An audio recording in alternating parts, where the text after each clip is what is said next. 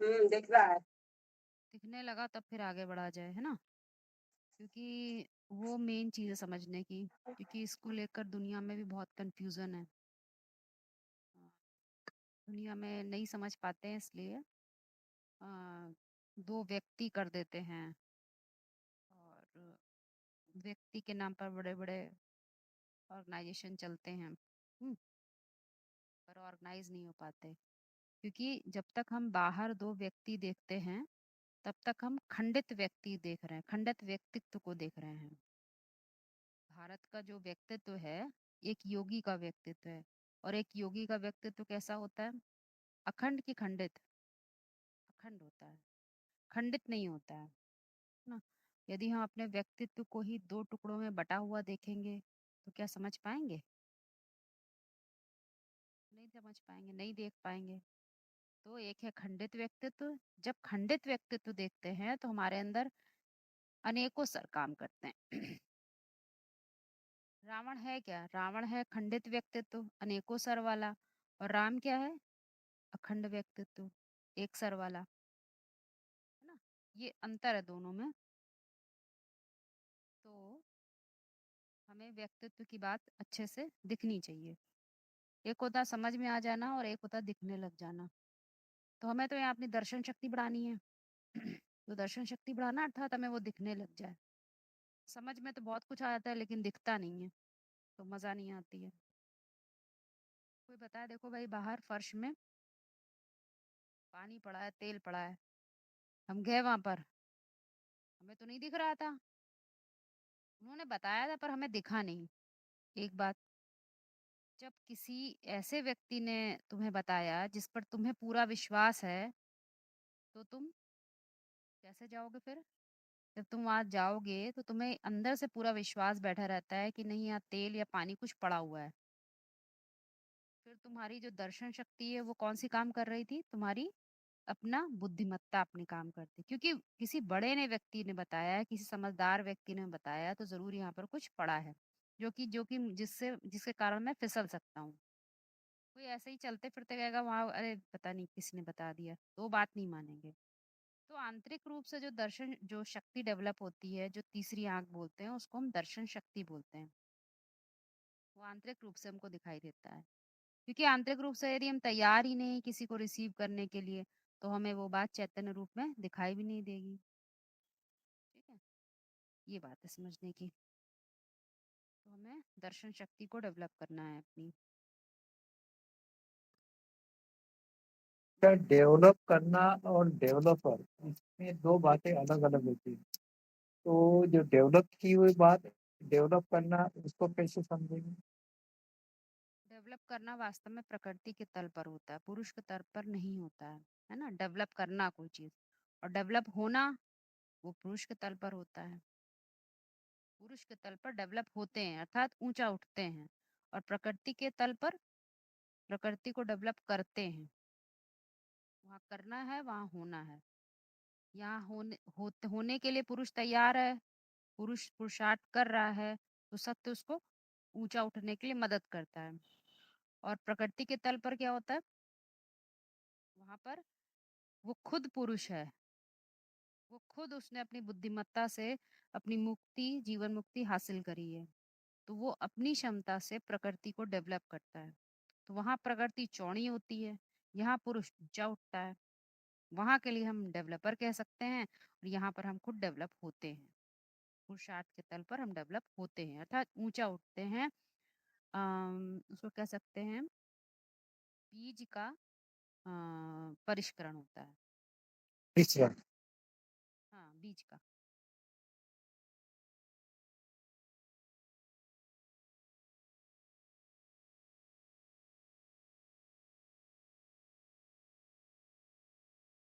यहाँ बीज का परिष्करण करते हैं, और प्रकृति को कैसे करते समझ? नहीं है, करते नहीं, होता है। अच्छा। हम करते नहीं है, कर कहाँ सकते हैं कुछ भी। करके देखिए, करने के लिए तो बहुत, इसीलिए कहते हैं करना जो होता है वो प्रकृति के तल पर होता है। हो जाना, हम सिर्फ हमें सिर्फ आत्मा हो जाना है। हाँ, वाक्य समझाते हैं कि सभी, चाहे गीता हो चाहे उपनिषद हो, सब में ये बात कही गई है कि तुम जिज्ञासा पैदा करो, तुम अपने अंदर आग जलाओ, तो ऊंचा तो उठोगे ही उठोगे। मतलब हमें सिर्फ होना है, क्या है उसके लिए तैयार होना है ना। और करना जब आ जाता है तो प्रकृति के तल पर हम अपने को परिष्कृत कैसे कर सकते हैं, हमारे अंदर कोई क्षमता थोड़ी है। हमें सिर्फ आत्मा बनना है, या कह सकते हैं आत्मा होना है, या आत्मा की स्थिति में टिकना है। सबसे अच्छा शब्द है आत्मा की स्थिति में टिकना है। वो स्थिति में टिकते हैं तो परिष्करण होता है। तो टिकने का काम यहाँ दीदी हमारा। दीदी यहाँ पर ये भी कह सकते हैं कि पुरुष के तल पर जो सत्य है वो साथ साथ चलता है, और प्रकृति के तल पर जो है वो सत्य पीछे से गाइड बनकर काम करता है, ये कह ये सकते हैं। कहिए कि सत्य सत्य यहाँ गाइड बनता है, वहां तो गाइड ही नहीं बन पाता ना, वहां तुम अपनी चलाने लग जाते हैं। यहाँ गाइड बनते हैं जब राज को जानते हैं। तो राज कौन बताता है हमें, कोई व्यक्ति किसी को राज नहीं बताता है, सत्य ही तुम्हें राज बताता है, प्रकट होता है तुम्हारे अंदर से। जिसको बोला जाता है शिव प्रकट होता है, प्रत्यक्ष होता है। शिव बाप प्रत्यक्ष होता है ना हमारी बुद्धि में, वो सत्य प्रत्यक्ष होता है। परंतु वो फिर हम अपने अनुसार उसको नहीं चलाते हैं, फिर हम अपने अनुसार उसको नहीं चलाते, वो हमें चलाता है। इसीलिए कहा जाता है जैसे रखोगे वैसे रहेंगे, जैसे बैठाओगे जो खिलाओगे वो खाएंगे, ऐसे बोला जाता है। वो ये बात यहाँ हम गाइड होते हैं। फिर यहाँ पर हमें सीखते सीखते राज जानते राजे राजा की क्वालिटी डेवलप हो जाती है। जब राजा की क्वालिटी डेवलप हो जाती है तो फिर वहां पर राजाई करते हैं, प्रकृति के ऊपर शासन करते हैं। तो वहाँ सत्य हमारी बुद्धि में एक तरह से सात्विकता के रूप में आ जाता है। यहाँ सत्य सीधा गाइड करता है, डायरेक्ट पढ़ते हैं हम यहाँ पर, और वहाँ पर इनडायरेक्ट हो जाता है। ठीक है। अच्छा, जैसे मुरली में बोला गया पांडवों को गाइड नहीं बनना है, तो यहाँ पांडवों को बोलेगा तो 5 मुख्य ज्ञानेंद्रिय की बात हो गई, तो ये कैसे समझेंगे? अभी अभी तो प्रश्न डाला आपने, अभी पूछ लिया, यही तो चिंतन करने के लिए डाला ही है। बस 5 ज्ञानेंद्रियों के उस वो तो पांडव आपने बाल बाल लिया, लेकिन पूरा पूरा पांडव का अर्थ समझिए ना। पांडव किसको कहा जाता है, लिखा भी है पांडव पुरुष को कहा जाता है। जो पुरुष समझते होंगे अपने आप पुरुष तत्व की प्रयास कर रहे होंगे, तो वही तो पांडव है। और जो प्रकृति के तल पे हैं तो उनको क्या बता दिया गया, अबलाएं। वो सबल तो होते नहीं, अबल हैं, क्योंकि उसमें उनमें किसका बल काम कर रहा है, देह का बल काम कर रहा है, जन बल तन बल धन बल काम कर रहा है वहाँ। और यहाँ ये सब कोई बल नहीं होगा, यहाँ सिर्फ एक ही बल है, आत्मबल। शिव का बल है, परम सत्य का बल है। इसलिए बहुत फर्क हो जाता है, इसीलिए कह दिया जाता है उनको पांडव। तो पांडव होते हैं, पांडव से पांडवों का काम क्या होता है, जो सत्य है, जो सत्य है उसको वो अपने पास रखते हैं। और कोई पूछता है समझता है तो उसको अपने अनुसार घुमा फिरा के मोल्ड करके नहीं समझाते। बात समझिएगा, ठीक है। वो क्या करते हैं, वो अपना ये गाइड नहीं बनने लग जाते हैं, वो सत्य का रास्ता बना दिखाते हैं कि देखो सत्य वो है, तुम पकड़ो, तुम्हें वहां से सीधे गाइडेंस मिलेगी। अपना हाथ नहीं पकड़ाते। इसीलिए कहा भी जाता है कि यज्ञ में कन्याओं माताओं को बड़े संभाल के रहना चाहिए। अब जो कन्या माता के तल पर हैं, अबला हैं, उनको बहुत संभाल के रहना चाहिए, क्योंकि उनका सबसे ज्यादा बिगाड़ हो सकता है। उनका सबसे ज्यादा क्या हो सकता है, जो पुरुष तत्व पे जी रहे हैं पुरुषार्थ के लिए, उनका कौन क्या बिगाड़ करेगा। वो तो सीधा सत्य को समझने लगे हैं। वो क्यों उनका कोई कुछ नहीं करेगा। किसकी बिगाड़ होती है, जो प्रकृति के तल पर है, उनका बिगाड़ होने की संभावना है। इसीलिए पांडवों को कहा जाता है वो गार्ड हैं, रक्षक हैं। तो पहले जिसने सत्य धर्म की रक्षा की होगी, वो वो क्या बन सकता है, वही रक्षक बन सकता है। अरे हमने रक्षा सत्य की ही नहीं, अपने अंदर जहन में आने ही नहीं दिया, उतरने ही दिया नहीं दिया बुद्धि में, तो क्या सत्य हमारी रक्षा कर, क्या हम रक्षक का टाइटल ले सकते हैं, पुरुष का टाइटल ले सकते हैं, नहीं। गाइड करने लगेंगे पर क्या नहीं होगा, दूसरा वर्ड क्या है, गार्ड, रक्षा नहीं करेंगे। धर्मो रक्षति इति धर्मा, जो सनातन धर्म की हम अंदर रक्षा करते हैं, अपने अंदर ग्रहण करते हैं, उसकी रक्षा करते हैं, तो वही हमारा आगे चलकर वही हमारा रक्षक बन जाता है। हम रक्षक एक तरह से हम वही बन जाते हैं।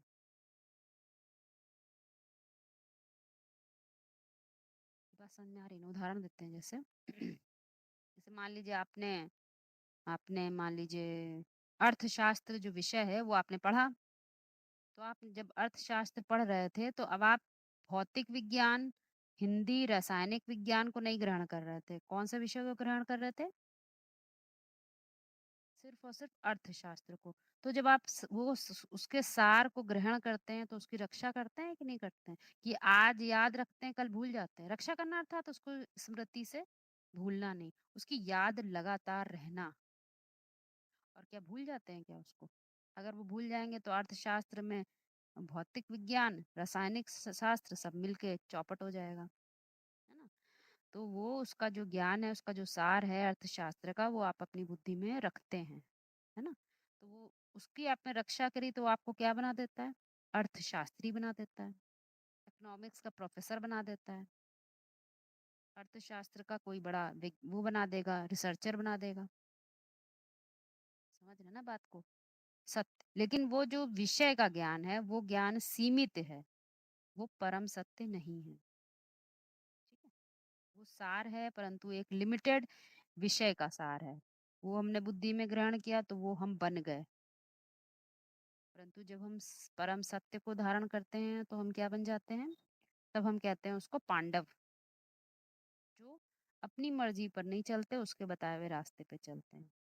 लेकिन दूसरों को जब बताते हैं तो दूसरों के गाइड नहीं बनने लग जाते कि तुम जो हम कह रहे हैं वो करो।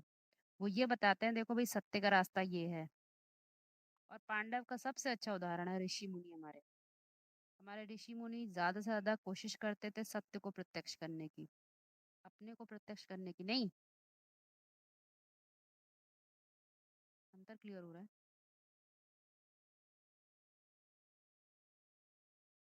क्लियर हो रहा है।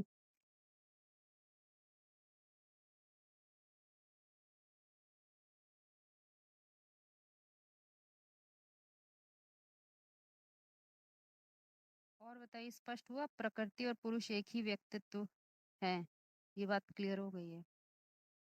एक ही व्यक्तित्व के दो पहलू हैं। एक ही व्यक्ति के नहीं, एक ही व्यक्तित्व के दो पहलू हैं, है ना? एक हमारा व्यक्तित्व कैसा है? बाहरी जगत वाला। उसको हम लोग क्या बोलते हैं? हम लोग क्या बोलते हैं? टेम्परेरी। अंतर्मुखी मन हाँ, मुखी मेरी कहिए, रह टेम्परेरी कहिए, है ना? टेम्परेरी है। आज किसी की माँ है तो कल किसी की सास है, तो परसों किसी के पड़ोसी हैं, तो कहीं के फिर ऑफिसर हैं। सब बदल रहा है। वो हमारा वास्तविक व्यक्तित्व नहीं है, क्योंकि वो जगत की परिभाषा है। जगत विनाशी होता है, बदलता रहता है, परिवर्तनशील है। ठीक है, और हम तो चैतन्य हैं, हम अपरिवर्तनशील हैं। तो वास्तविकता हमारी ये नहीं है। ठीक है, जो बदलता रहे वो हम नहीं है। पर चला जो बन रहा है वही एक दिन निकल जाएगा। भाई शरीर ही एक दिन निकल गया ना, तो माँ रह गई ना, पड़ोसी रह गया ना, आर्मी ऑफिसर रह गया ना, कुछ नहीं रहेगा। हमारा कोई व्यक्तित्व नहीं, तो खत्म हो गए। फिर जो हम हैं उस पर हमें ध्यान देना चाहिए, वो है हमारा वास्तविक व्यक्तित्व। तो एक हमारा टेम्परेरी व्यक्तित्व कह लीजिए, व्यवहारिक जगत में हमारा व्यक्तित्व कह लीजिए, एक क्या है हमारा वास्तविक। हम्म, इसको हम कह सकते हैं मुकर्रर, हमारा मुकर्रर देभान, है ना? तो मुकर्रर, हम मुकर्रर रूप से क्या होने चाहिए? सोचने की विषय आती है ना अपने तो उसमें बताया जाता है, जब ये बात तुम्हें समझनी है कि हम वास्तव में कौन है, तब ये बात शुरू होती है हम कौन है। तब मालूम चलता है हमारे अंदर दोनों पहलू हैं, एक पुरुष तत्व भी है और एक प्रकृति तत्व भी है। अर्थात पुरुष अर्थात मेरी चेतना, और चेतना ने जो कुछ रचता है, चेतना क्या है? हमारी रचयिता है। और चेतना जो कुछ रचती है उसको क्या करते हैं? हमारी रचना। तो मूल रूप में हमारे संसार को किसी और ने नहीं रचा, हमने खुद ही रचा है।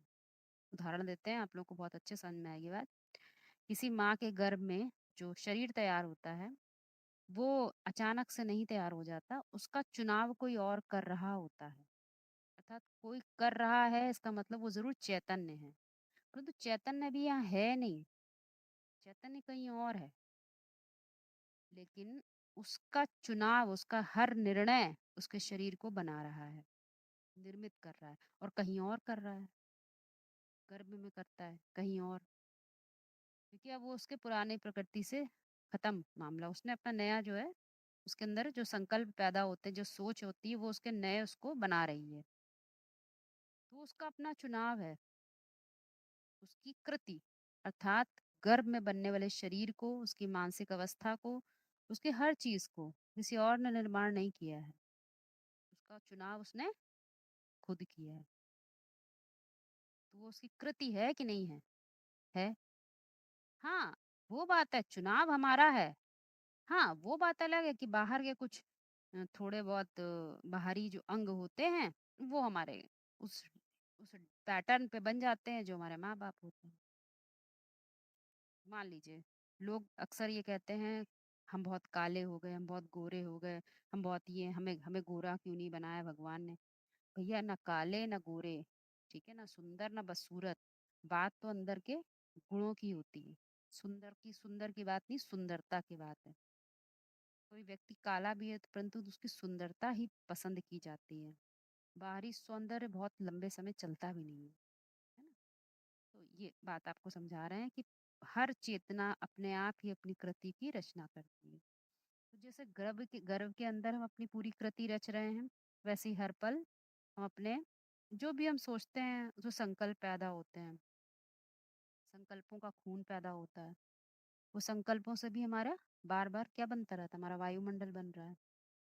जब तक ये शरीर है, वायुमंडल इसके साथ रहेगा, शरीर छोड़ देंगे, वायुमंडल के साथ हम चले जाएंगे, जिसको हम स्वभाव संस्कार कह लें, कुछ भी कह सकते हैं। तो आज की जनरेशन का सबसे बड़ा दिक्कत क्या है? आज की जनरेशन में क्या है, हम ये बात जानते नहीं है। हम ये बात जानते नहीं है, तो बाहरी देह पर ही, मतलब पूरा पूरा अपना जो सोच है वो हमारी बाहरी देह पर पड़ी हुई है, बाहरी देह के आधार पे हम सोचते हैं। तो क्या होता है, हमारा जो कृति होती है वो बिगड़ जाती है।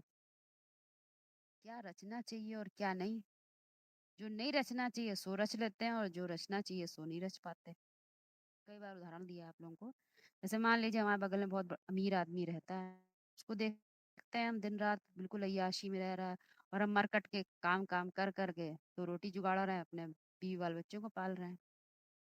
तो अक्सर हमारा दिमाग जाता है, और ये बहुत ही साधारण तरीके से बात है। वो एक नहीं, दो तीन कार खरीद लेता है, और मैं जो हूँ, कार तो छोड़ो, मैं स्कूटर भी ढंग से नहीं खरीद पाता हूँ, मैं पुराने स्कूटर में चल रहा हूँ।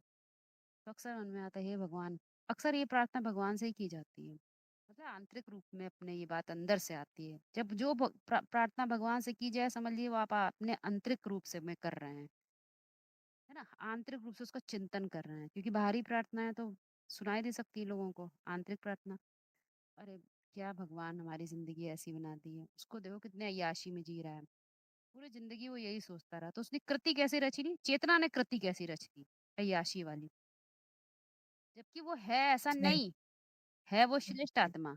अब चूंकि उसने कृति रच ली, तो अगले जन्म में जहां पर भी जन्म मिलेगा उसको अय्याशी का तो जीवन मिल ही जाएगा। अय्याशी का जीवन मिला, सोचिए, संस्कार बिगड़े, स्वभाव सब चौपट, तो क्या वो उसकी दुर्दशा होगी कि नहीं होगी? होगी। वो तो श्रेष्ठ आत्मा सनातन धर्मी था, परंतु उसका बुद्धि कहाँ चली गई, व्यभिचारी हो गई, मिक्स चैरिटी वाली हो गई, संग का रंग लग गया उसको दूसरे का। तो संग का रंग सबसे पहले कहाँ लगता है, बुद्धि में लगता है।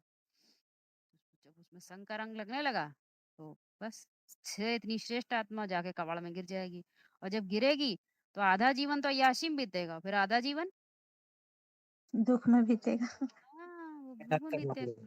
क्योंकि वो तुम्हारा, वो उसका स्वभाव संस्कार था ही नहीं मूल, उसने तो बस दूसरों को देखकर आकर्षण में आके। इसीलिए भारत में एक व्यवस्था है बहुत ही सुंदर, जिसको समझ नहीं पाते हैं लोग, बाहरी तौर पे देखते हैं कि जो पुरुष होता है उसका ब्रह्मचारी का जीवन होना चाहिए, ब्रह्मचर्य का जीवन अनिवार्य है, ऐसे बोला जाता है। परंतु यहाँ हमने चूंकि पारिवारिक व्यवस्था बनाने के लिए ये समझ नहीं पाए कि पुरुष को रहना चाहिए, चेतना को सदैव भी ब्रह्मचर्य का नियम करना चाहिए, और बाहरी तौर पे चार व्यवस्थाओं का पालन करना चाहिए। तो हमने क्या किया, हमने मेल को ये व्यवस्था दे दी, फीमेल को नहीं दी, मेल और फीमेल ने डिफरेंस कर दिया। पहले तो हमने यही नियम, सनातन नियम तो तोड़ दिया। भाई तुम ना मेल हो, तुम नहीं, पहले क्या हो, पुरुष हो, पुरुष तत्व हो, चैतन्य हो। जब तुम पहले चैतन्य हो तो तुम्हें पहले इसका ब्रह्मचर्य का, ब्रह्म का आचरण करते रहो, क्योंकि तुम हो ही क्या, अयम आत्मा ब्रह्म। तुम हो ही क्या, तुम चेतना ही हो और कुछ नहीं हो। तो जब भी हमें ब्रह्मचर्य का नियम रहता है तो हमारी बुद्धि क्षरित होती ही नहीं है। हम पार्ट प्ले करते रहते हैं, ठीक है, शादी हो गई, ब्याह हो गए, बच्चे हो गए, फलाना हो गया, ठीक है, ये तो एक सिस्टम है, एक संसार है, होता है, पर आत्मा क्षरित नहीं होती है। तो पुरुष के ब्रह्मचर्य का नियम जो खास तौर पे रखा जाता है, वो इसी कारण से है। ना समझ के कारण क्या होता है, बहुत बड़ा क्या कहा जाए उसको, अ, बहुत बड़ा दुर्भाग्य भारत का सामने आज खड़ा हो गया है। ना जानने के कारण ना शिवलिंग को समझ रहे हैं, ना शिवलिंग के कॉन्सेप्ट को समझते हैं। जैसी मूर्तियां जिन्होंने बना दी, हम वो देख रहे हैं जो हमें दूसरे दिखाते हैं। हम वो देख ही नहीं पाते जो उसमें छिपा हुआ सार है। हम वो सुनते हैं जो दुनिया में सुनाती है। हम वो सुन ही नहीं पाते जो वास्तव में ईश्वर हमसे बात करना चाहता है।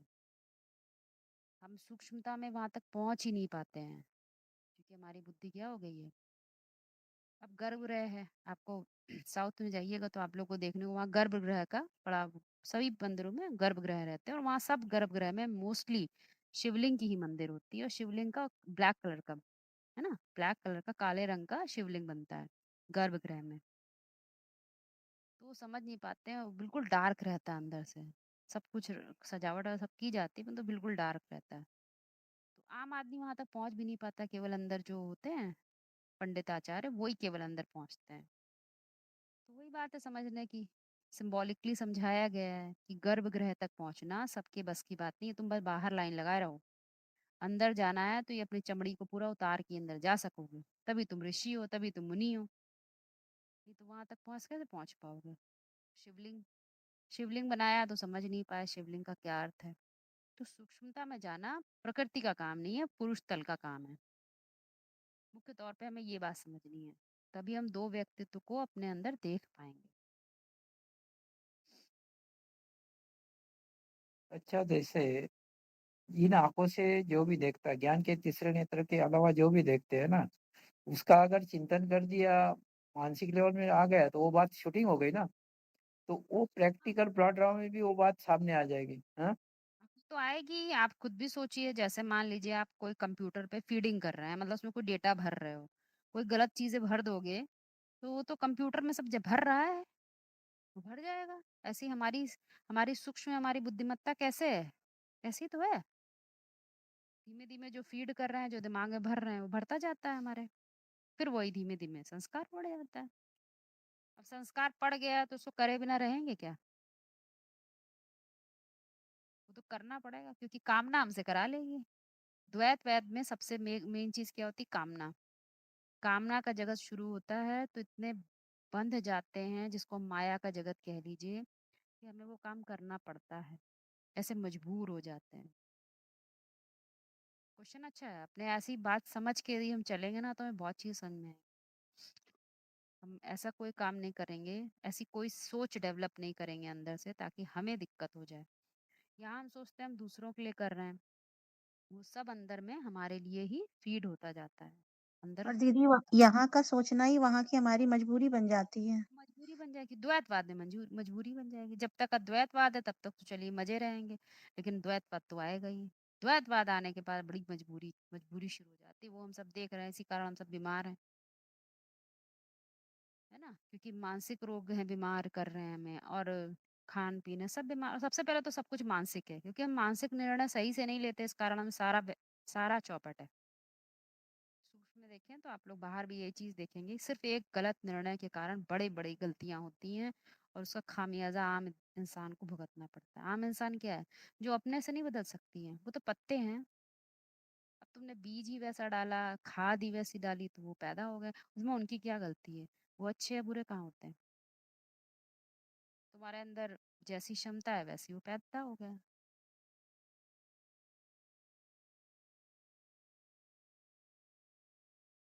और अभी यहाँ पर आकर भारतवासी सबसे ज्यादा गलती क्या करते हैं, दूसरों को देखते हैं, वो ऐसे कर रहे हैं, वो ऐसे कर रहे हैं, क्योंकि ज्यादातर देखने में आप देखोगे तो करीब 80 से 90% जो आम इंसान है वो वही ज़िंदगी जी रहा है जैसे उसको नहीं जीना चाहिए।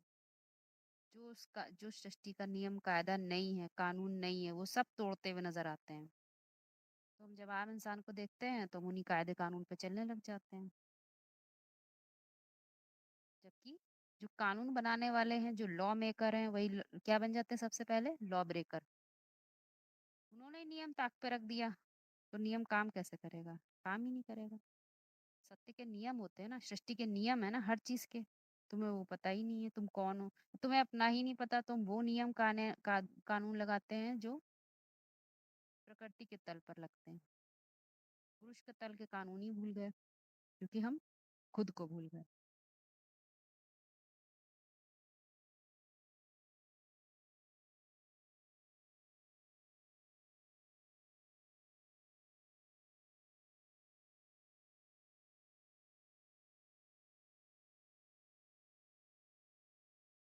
इसी में एक बात जोड़ना चाहेंगे। कहा जाता है कि दो व्यक्तित्व की जब बात आती है तो अक्सर कवि ये बात कहते हैं, ढाई अक्षर प्रेम के पढ़े सो पंडित हुए। पोथी पढ़ लो कितना भी, समझिएगा, पोथी पढ़ लो कितना भी, यदि ढाई अक्षर नहीं क्लियर है तो बात समझ में नहीं आएगी। तुम्हें अपना भी पता होना चाहिए कि तुम दो तलों में विभाजित हो। तुम पुरुष के तल पर भी रहते हो और प्रकृति के तल पर भी तुम्हें जाना ही पड़ता है। क्योंकि कोई जगत से बाहर नहीं हो सकता है। हम एक सर्किल में, चक्र में काम करते हैं, ये हमें पता होना चाहिए। यदि तुम्हें अपना नहीं पता है, पुरुष का नहीं पता, प्रकृति का नहीं पता है, और ये नहीं पता है कि प्रकृति के आखिरी पड़ाव में जब हम आ जाते हैं, बिल्कुल जड़ी भूत बुद्धि हो जाती है, तो हम वास्तव में कैसे बदलाव कर सकते हैं, ये भी नहीं पता है, तो तुम क्या कहेंगे? तुम किससे प्रेम करते हो? तुम तो असत्य से प्रेम करते हो। क्योंकि तुमने प्रेम किससे किया? वो जगत से किया जो विनाशी है। तुम्हें सत्य से प्रेम का पता नहीं है। इसीलिए बहुत छोटी बात कह देते हैं, सिर्फ ढाई अक्षर हैं। अक्षर मतलब जो छरित ना होता हो। जो छरित होते हैं उससे उससे प्रेम करा वो तो कुछ नहीं रह जाएगा साथ में। कितना भी डॉक्टरी पढ़ लो, मरोगे तो डॉक्टरी वॉक्टरी सब भूल जाते हो, फिर दूसरा जन्म नया नए सिरे से शुरू करते हैं। तो ये पढ़ाई तो विनाशी है। लेकिन वो जान जाते हैं जिसको जानने से दुनिया जान जाती है, उसको कह देते हैं अक्षर। अक्षर मतलब जो छरित नहीं होता बुद्धि से, आपके अंदर समझ में एक बार आ गई बात तो वो कभी यूनिवर्सल नॉलेज है ना, सार्वभौम सत्ता है वो। तो उसको जानने से हम जैसे लगता है सब कुछ जान गए हैं। हाँ, तो वही बताया, एक हो गया ढाई अक्षर, एक हो गया दो व्यक्तित्व हैं। दोनों व्यक्तित्व को जानना और दोनों व्यक्तित्व किस काम कैसे करते हैं ये भी जानना, और जब शिव को जान जाए, परम सत्य को जान जाए, तो वो उससे मिलकर काम कैसे करता है ये भी जान जाए। कैसे शिव बुद्धि में रहता है, सत्य बुद्धि में रहता है तो ऊंचा उठ जाते हैं, शिव बुद्धि से नीचे चला जाता है तो हम धीमे धीमे क्या बन जाते हैं? शव बन जाते हैं। ठीक है, राम और कृष्ण जैसे जो पाठधारी हैं उनको ऑलराउंड पाठधारी कहा गया है। ऑलराउंड मतलब चारों ही कह सकते हैं, चारों ही जो दिशाएं होती हैं उनमें मुख्य मुख्य पाठ बजाते हैं, ऐसे कहा जाता है। अब हमें राम और कृष्ण के व्यक्तित्व को यदि देखना ही नहीं आता है तो हम समझ नहीं पाएंगे। ये दो, इसीलिए बार बार कहता है ढाई। दो तो अपने हो गए और एक तो ऊपर वाला हो गया। वो काम नहीं करता है जब तक तुमने उसे ग्रहण नहीं किया है, क्योंकि वो कैसा है? वो तुरिया है। वो ना अच्छा है ना बुरा है। मेरे लिए अच्छा तुम्हारे लिए बुरा, या मेरे लिए ज्यादा तुम्हारे लिए कम, ऐसा कुछ नहीं है। तुम जितना उसको अपना बनाओगे तुम्हारे साथ काम करेगा। जितना तुम उसे याद करोगे वो तुम्हारे साथ काम करेगा। ठीक है? तो दो ऑलराउंड पार्टधारी हैं, इनका हमें पता होना चाहिए, यही ऑलराउंड काम करेंगे, बाकी ऑलराउंड नहीं काम करेंगे। क्योंकि रावण का पार्ट है तो शुरू ही द्वैतवाद से युग से होता है। तो राम और कृष्ण इसीलिए कहा गया है। राम और कृष्ण एक तरह से कहिए हमारे दो वो व्यक्तित्व हैं जिनके बारे में भूल जाते हैं। हाँ, भूल जाते हैं, हम सच्चाई भूल जाते हैं, हम दुनिया में इतने फंस जाते हैं कि उनकी वास्तविकता को भूल जाते हैं। इसीलिए कृष्ण को 16 कला संपन्न बताया गया है। 16 कला संपन्न है तो पूजनीय है, और नहीं है 16 कला संपन्न से नीचे गिरता है, क्योंकि कोई चीज संपन्न होती है तो जरूर उसमें असंपन्नता भी आएगी। मन का स्वरूप है। मन का स्वरूप ऊंचा भी उठ जाता है तो श्रेष्ठ बन जाता है, और मन नीचे गिरता है तो भ्रष्ट भी बन जाता है। वो एक मन का स्वरूप है ना। परंतु जो राम है, राम का व्यक्तित्व उसको कभी 16 कला संपन्न में बांधा नहीं गया है। उसको हमेशा कहा गया है पुरुषोत्तम। प्रकृति उत्तम भी नहीं कहा जाता, पुरुषों में उत्तम है ना। पुरुषोत्तम जब आम आम भाषा में देखें आज तो क्या होता है, हम पुरुष कहते ही हमारी बुद्धि कहाँ जाती है, हमारी बुद्धि चली जाती है मेल और फीमेल में, तो बात गड़बड़ हो जाती है। राम पुरुष तत्व की बात है, राम रामत्व की बात है, राम तत्व की बात है। रमण हमारी बुद्धि सत्य में रमण करते रहे, वो सच्चाई की बात है। तो वो राम तो वो हमारे अंदर जो दो व्यक्तित्व छिपे होते हैं उनकी बात है कि राम तत्व हमारी बुद्धि से नहीं जाना चाहिए। जब राम जैसा व्यक्तित्व रहेगा, वो रमण करता रहेगा, सच्चाई को नहीं भूलेगा, तो क्या होगा, उसकी सीता भी कभी चुराई नहीं जाती है। और जब जब जब वो भूलेगा तो फिर उसकी सीता को चुरा लिया जाएगा, हरण कर लिया जाएगा, द्वैतवाद शुरू हो जाएगा। इसीलिए जब तक हम प्रकृति के तल पर रहते हैं तब तक हम कभी भी सच्चाई में रमण नहीं कर सकते। क्यों? क्योंकि कुछ न कुछ हमें द्वैतवाद हमें खींचता ही है। सुबह ही आज की क्लास एक क्वेश्चन का आंसर दिया, उसको सुन लीजिएगा। क्योंकि जब हम पुरुष तल पे होते हैं, या तो हम पूरा रूप से पुरुष के तल पे हों, या तो फिर हम प्रकृति के तल पर हों। यदि हम पुरुष के तल पर हैं परंतु कभी कभी प्रकृति के तल पे भी चले जाते हैं, तो क्या होता है, जब हम चिंतन करते हैं ना, रमण करते हैं, तो क्या होता है, हमारी बुद्धि कुछ ना कुछ उधर उधर का सामान खरीद खींच के ले आती है। जब उधर सामान खींच के ले आएगी तो हमारी विघ्न पड़ जाता है, क्योंकि योग फिर टूट जाता है। सत्य से बुद्धि का योग क्या होता है, खंडित हो जाता है। जब खंडित हो जाता है तो हम जो पार्ट प्ले करते हैं वो बहुत ही नीचा पार्ट प्ले करेंगे, श्रेष्ठ पार्ट नहीं हो पाएगा, वो पुरुषों में उत्तम नहीं होगा, है ना, नीचा लेवल होगा। जब तक प्रकृति से हमारा संबंध जुटा रहेगा तब तक पुरुष नहीं हो सकता, और जब पुरुष नहीं है तो पुरुषोत्तम की बात ही नहीं। पुरुषोत्तम अर्थात तुम्हारी सोच और आम भाषा में बात करें तो हमारी जो सोच है, हमारे जो विचार है, या हमारे जो संकल्प है, सबसे श्रेष्ठ से श्रेष्ठ कितना ऊंचे से ऊंचा जा सकते हैं, वो ऊंचे की पराकाष्ठा ही क्या है, पुरुषों में उत्तम स्थिति है। जितने से ऊंचा होंगे उतना ही हम कैसी होंगे, आत्मिक स्थिति में होंगे। दैहिक स्थिति में तो काम कर ही नहीं पाएंगे, क्योंकि दैहिक स्थिति में आते ही क्या आता है, मैं तू तेरा। प्राथमिक स्थिति में पहले ये बात ही खत्म हो जाती है। तो वहाँ पर तल है, पुरुषों का सबसे ऊंचा वो जो तल है उसको कहते हैं पुरुषोत्तम। और जो पुरुष के सबसे ऊंचे तल पर रहता है उसको ही हम कहते हैं पुरुषोत्तम नायक, राम, मेन एक्टर, सबसे श्रेष्ठ पार्ट, सबसे श्रेष्ठ रोल करने वाला, ऑल राउंड पार्ट बजाने वाला। ठीक है, तो वो उसको कह देते हैं राम। और कृष्ण को जब भी कहा जाता है तो संपन्नता की बात आती है। तो जो चीज संपन्न होगी, मन संपन्न होता है तो फिर नीचे जाता भी है। और राम के साथ क्या है, बस उसको स्मृति आनी है और कुछ नहीं है, उसको केवल स्मृति आनी है, और कोई खास बात नहीं होती है राम वाले में। राम के कैरेक्टर में क्या दिखाते हैं, वो भूल गया है कि तुम कौन हो, भूल जाता है। जब उसे याद रहे ये चीज तो फिर वो तब वो ऑलराउंड पार्टधारी है। इसीलिए दोनों ही ऑलराउंड है, लेकिन हम भूल जाते हैं। जब हम भूल जाते हैं तो फिर क्या होता है, तब हम कहेंगे कि हम किसको भूल गए, ढाई अक्षर प्रेम। ढाई अक्षर जिससे प्रेम करना था उसको भूल गए, जितने क्षर होने वाले हैं उनसे बुद्धि लग गई। एक एग्जाम्पल देते हैं मान लीजिए आपके पास मोबाइल है, मान लीजिए 1 करोड़ मोबाइल है हम लोग के पास। अगर सभी 1 करोड़ मोबाइल ऊपर सैटेलाइट से जुड़े हुए हैं तब तो उसमें नेटवर्क आएगा, तब तो वो काम करेंगे। अगर ऊपर से नहीं कनेक्ट है तो कितना भी अच्छा महंगा मोबाइल हो लेकिन वो काम नहीं करेगा। समझ रहे ना, ऐसे ही यहाँ भी समझिए, हमारी बुद्धि जितना सत्य से कनेक्ट है उतना हम उसी के अनुकूल काम करेंगे, उसी के अनुकूल निर्णय लेंगे।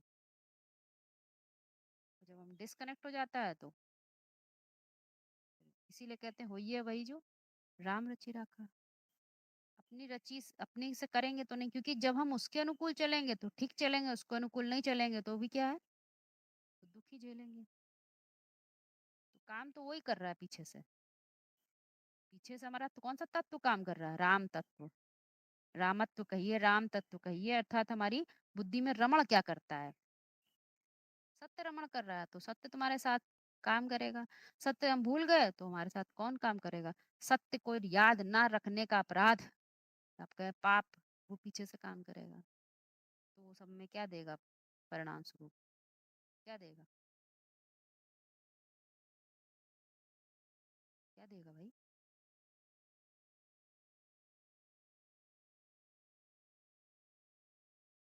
समझ नहीं आई क्या बात? फिर से बोले। बताएं। वो हाँ, जब राम तत्व हमारी बुद्धि में सत्य नहीं होगा, वो काम नहीं करेगा, तो क्या काम करेगा? असत्य असत्य रावण काम काम करेगा। करेगा। ये तो हमारे कहने का मतलब, राम को याद रखे, राम को बिसर गए तो क्या होगा? दुख आएगा।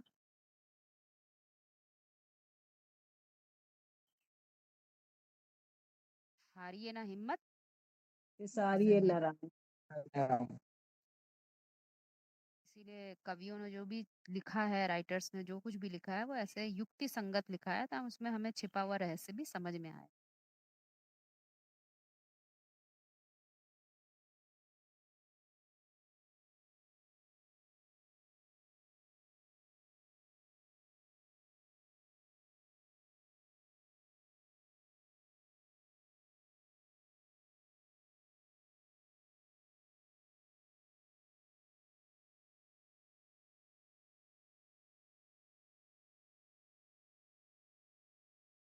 और बताइए। क्वेश्चंस के आंसर तो दे ही दिए हैं सारे मनन चिंतन वाले। शिवरात्रि के ऊपर कुछ बताओ। क्वेश्चन तो हम ही पूछ ले रहे हैं भाई कि शिवरात्रि, आप ही बताइए, शिव के साथ रात्रि क्यों जुड़ी है? और फिर रात्रि कोई मना रहे हैं, ऐसी कोई रात्रि है जिसको मनाते हैं? जैसे मान लीजिए समझिएगा मेरा, अब घर के बाहर तेल पड़ा था, हमें किसी ने बता दिया देखो बाहर तेल पड़ा है, फिसल जाओगे तो हड्डी पसली तो टूट जाएगी। ठीक है, हमने उसकी बात सुन ली, सुन ली, कोई बड़ा था, हमने समझदार, हमने सुन ली उसकी बात और गए हम वहां पर। तो हमने देखा वहां पर तेल पड़ा था और हम बच गए फिसलने से। बाजू में एक व्यक्ति आ रहा था, उसको भी उसने कहा कि वहां तेल पड़ा है, पर उसने उसकी बात सुनी अनसुनी कर दी, गया और तेल में फिसल गया, हड्डी पसली टूट गई। तो अब जिसकी नहीं टूटी, वो अंदर अंदर उसको कैसा लगेगा? अच्छा, वो सच्चाई का हमको पहले से ही पता चल गया, पहले ही से पता चल गया, तो अच्छा हुआ मैं बच गया। पहले ही से पता चलना अर्थात जब पहले की स्थिति में थे, तो दोनों ही कैसे थे? अज्ञानी थे, दोनों ही रात्रि में थे। लेकिन एक ने समझ लिया उस चीज को, तो रात्रि से पार हो गया। तब उसे अनुभव हो गया कि सत्य तो अज्ञान था, मैंने उसको जाना कि मैं अज्ञानी हूँ, और मैंने उसकी बात को जान लिया, तो मैं बच गया।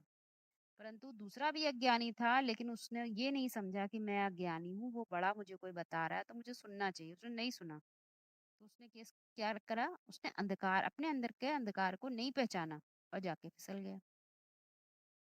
बात समझ में आ रही? नहीं तो उदाहरण दे, और क्लियर हो रही है बात? क्या यदि ऐसा देखा जाए, शिव के साथ रात्रि जोड़ा गया ना, कनेक्शन है, तो एक व्यक्तित्व है ना, शिव भी एक व्यक्तित्व के अंदर आता है, तो बोलो वो जो शिव थोड़ा पर्सनैलिटी है, व्यक्तित्व, हाँ, ना ना सुपर शिव कॉन्शियसनेस नहीं, बनती है, हाँ, नहीं नहीं नहीं तो नहीं हाँ, नहीं, तुरिया, एक तुरिया है शिव तो। वो हाँ। शिव को बार बार बताते तुरिया है, वो परम सत्य है। बस आप उसको समझते हैं तो वो आपसे काम करेगा, नहीं समझते हैं तो वो आपके लिए नहीं है। जानने से वो जान जाते हैं, नहीं जानने से उसका कोई एग्जिस्टेंस नहीं है। जिसको नहीं पता है वो, उसका कोई एग्जिस्टेंस नहीं है उसका।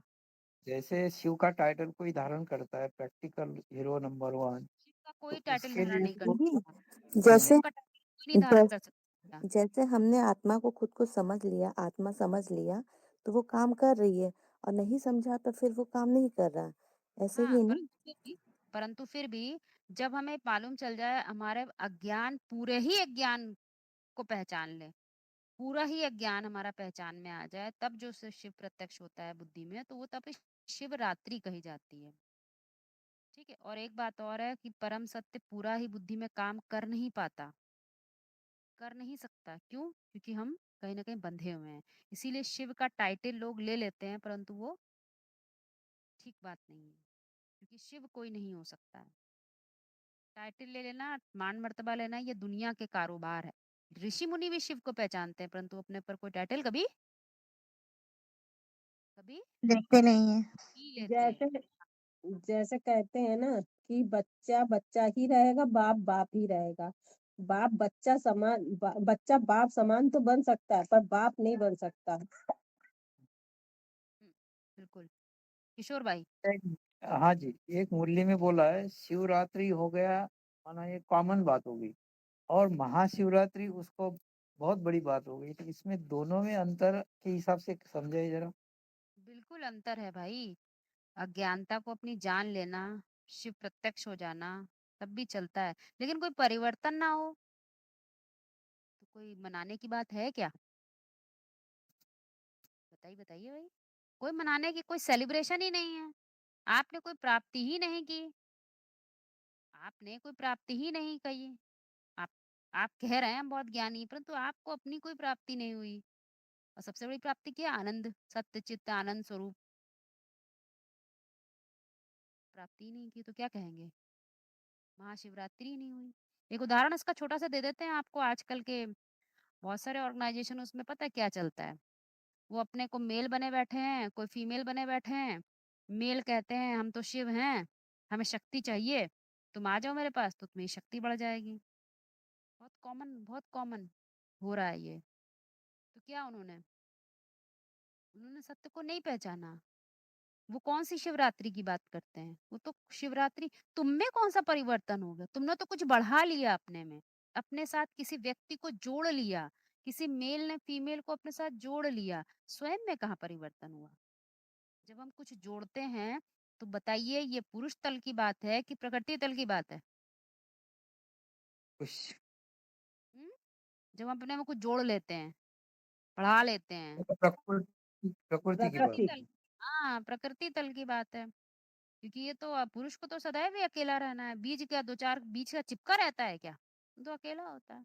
मिट्टी भी नहीं होती उसके साथ तो। तो वो बात है समझने की।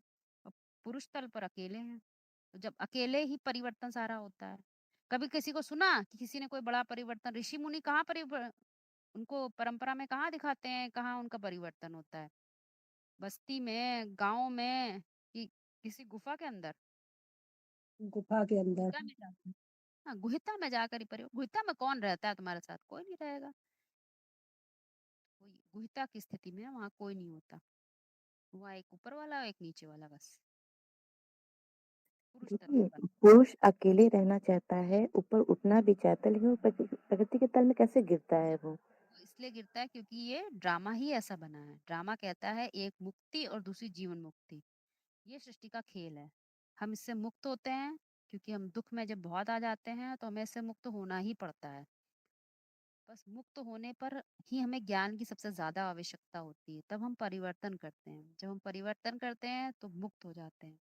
लेकिन खाली मुक्ति से काम नहीं चल सकता, क्योंकि ड्रामा तो अनादि है, चलने ही रहना है, सदैव चलता रहेगा। तो फिर हमें दूसरा पार्ट आता है जीवन मुक्ति का। तो जीवन मुक्ति भी होनी ही होनी है। मतलब जीवन मुक्ति में जीना ही जीना है, देवत्व में जीना ही जीना है। तो ये जो परिवर्तन का चक्र है ये चलते ही रहना है, इसलिए कोई उससे कभी छूट नहीं सकता। इस बात को यदि कोई समझ जाए तो जिस चीज के साथ मुक्ति करने में इतनी दिक्कत है, तो क्या वो अब उसको बहुत तेज पकड़ से पकड़ेगा कि उसमें इतना बंध जाए, इतना उलझ जाए? ऐसा पकड़ेगा उसको?